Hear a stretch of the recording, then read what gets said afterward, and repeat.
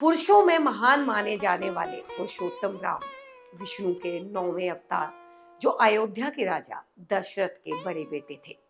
शायद ही कोई ऐसा व्यक्ति होगा जो भगवान श्री राम के बारे में ना जानता हो। आज हम भगवान श्री राम के विषय में कुछ ऐसी बातें आपको बताने जा रहे हैं जिससे आपको वास्तविकता का पता चलेगा। क्योंकि राम मंदिर बनकर तैयार हो चुका है, बहुत जल्द उसका उद्घाटन होने जा रहा है। सुप्रीम कोर्ट ने 9 नवंबर 2019 को राम मंदिर के पक्ष में अपना फैसला सुनाया था, जिसमें 5 जजों की बैठक हुई थी, जिसमें अयोध्या में मंदिर बनाना तय हुआ था। इसमें बताया गया था कि मुगल शासक बाबर ने 1528वीं ईस्वी में राम मंदिर को तोड़कर वहां पर मस्जिद बनवाई थी। इसकी वास्तविकता क्या है, हम आगे जानेंगे। इसके लिए सौगंध टीवी के इस वीडियो में आप अंत तक बने रहिए। अभी तक अगर आपने हमारे चैनल को सब्सक्राइब नहीं किया है तो चैनल को सब्सक्राइब जरूर कर लें। सुव्यवस्थित अक्षरों में राम मंदिर का इतिहास लिखा जा चुका है। 5 अगस्त 2020 का दिन ये एक ऐसा दिन है जो इतिहास के पन्नों में दर्ज हो चुका है। 1528 और 2020 के बीच में 492 वर्षों का जो समय रहा, उस समय में काफी उतार चढ़ाव आए, परंतु अंत में निर्णय राम मंदिर के पक्ष में आया। 9 नवंबर 2019 को 5 जजों की बैठक ने ऐसा ऐतिहासिक निर्णय लिया जो लंबे समय से चले आ रहे विवाद की जड़ था। सन 1528 की बात है। बाबर के एक सिपाही को, जो उनके सलाहकार थे, मीर वाकी, अयोध्या के एक स्थान पर मस्जिद का निर्माण करवाया, जिसे आज हम बाबरी मस्जिद के नाम से जानते हैं। हिंदुओं के मुताबिक कहा गया कि ये राम जन्मभूमि और यहाँ पर एक बहुत ही पुराना राम मंदिर था। काफी समय बीतने के पश्चात 1853 और 1949 के बीच यहाँ पर काफी दंगे हुए। इस विवाद को देखते हुए इस बीच अंग्रेज सरकार ने 1859 में यहाँ पर एक कड़ा नियम बनाया। अंग्रेज सरकार ने के अनुसार हिंदुओं को बाहर चबूतरे पर पूजा करने की इजाजत दी गई और मुसलमानों को अंदर नमाज पढ़ने की इजाजत दी गई। अगर हम बात करें तो असली विवाद 23 दिसंबर 1949 को शुरू हुआ था। कहा जाता है कि जब भगवान राम की मूर्तियां बाबरी मस्जिद के अंदर पाई गई तो एक बड़े विवादित दंगे का निर्माण हुआ। हिंदुओं का कहना था कि यहाँ पर भगवान राम स्वयं प्रकट हुए, परंतु मुसलमानों का कहना था कि मस्जिद के अंदर जाकर किसी ने चुपचाप उन मूर्तियों को रख दिया। इस विषय में काफी सोच और विचार करने के उपरांत उत्तर प्रदेश सरकार ने मूर्ति हटाने का निर्णय लिया, परंतु डिप्टी मजिस्ट्रेट के नारायण ने हिंदू और मुसलमानों के बीच दंगे ना हो, इसके कारण उस आदेश को खारिज कर दिया। इसे विवादित स्थल मानकर ताला लगाने का आदेश दे दिया गया, परंतु 1950 में यह विवाद फिर से चर्चा में आया जब फैजाबाद कोर्ट में 2 अर्जियां दाखिल की गई। एक में पुरुषोत्तम राम की पूजा की इजाजत मांगी गई तो दूसरे में भगवान श्री राम की मूर्ति रखने की इजाजत मांगी गई। यह विवाद तब और बढ़ गया जब तीसरी अर्जी मीम रोही ने सन 1959 में दाखिल की। लगातार विवाद बढ़ता गया और सन 1961 में सुन्नी वक्फ एक अर्जी और दाखिल की, जो कि विवादित स्थान से मूर्ति हटाने की थी। विवाद लगातार बढ़ता ही जा रहा था। एक ना एक स्थान पर दंगे बढ़ते ही जा रहे थे। इसी बीच सन 1984 में हिंदुओं ने मंदिर बनाने के लिए एक हिंदू परिषद कमेटी स्थापित की। 1986 में यूसी पांडे की याचिका पर फैजाबाद के जिला जज के.एम. पांडे हिंदुओं को पूजा करने के लिए मंदिर से ताला हटाने का आदेश दे दिया। सरकार ने इसी बीच काफी परिवर्तन और काफी नियम लागू किए, परंतु यह ज्यादा समय तक टिके नहीं।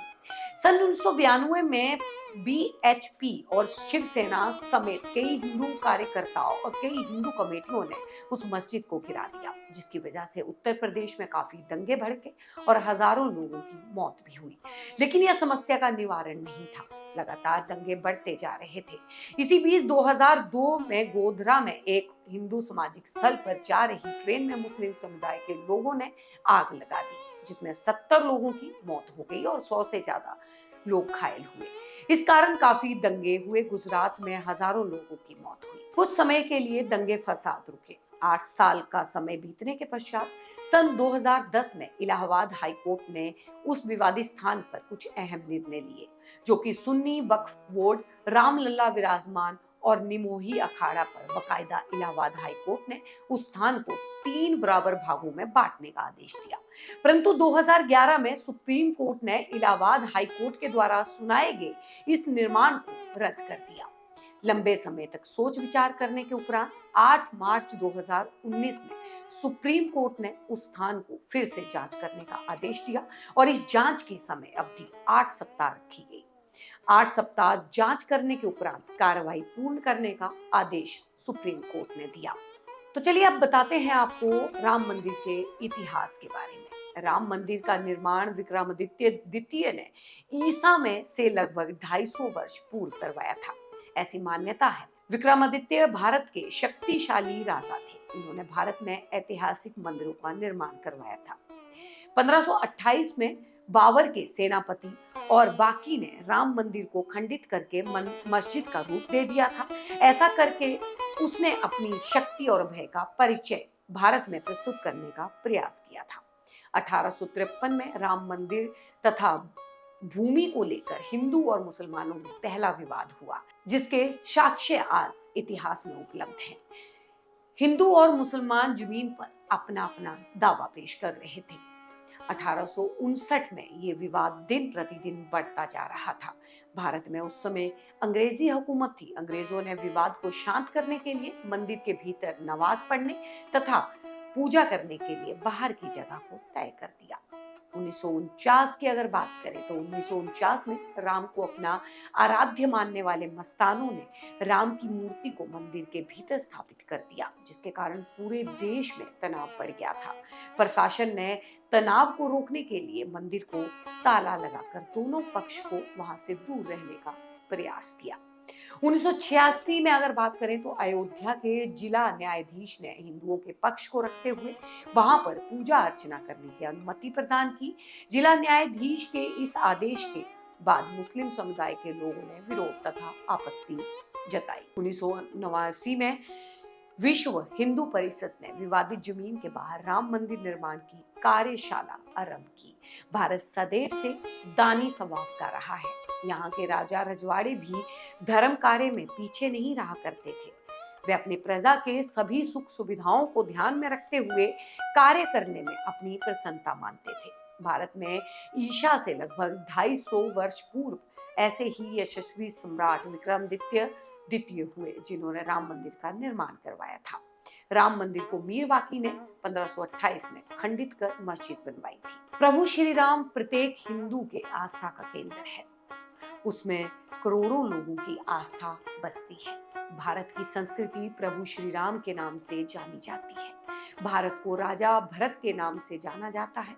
उस देश में प्रभु श्री राम का ऐसा अपमान तथा इस प्रकार के आंदोलन शोभा नहीं देते।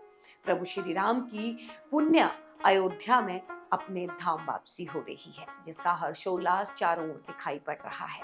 इस संघर्ष में लाखों नवयुवकों ने अपने प्राणों की आहुति दी।